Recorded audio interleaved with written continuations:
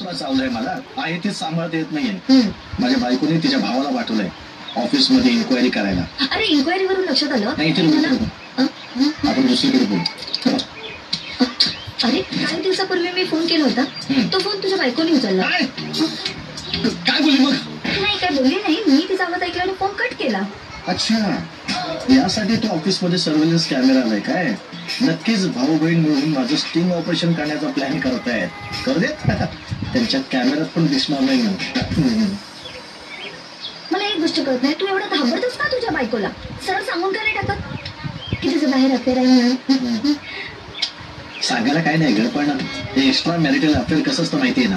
आपण लहानपणी नाही का बागेत जायचो आंबा कैरी चिंचा चोरायचो आणि जी मजा घ्यायचो तसं असतं.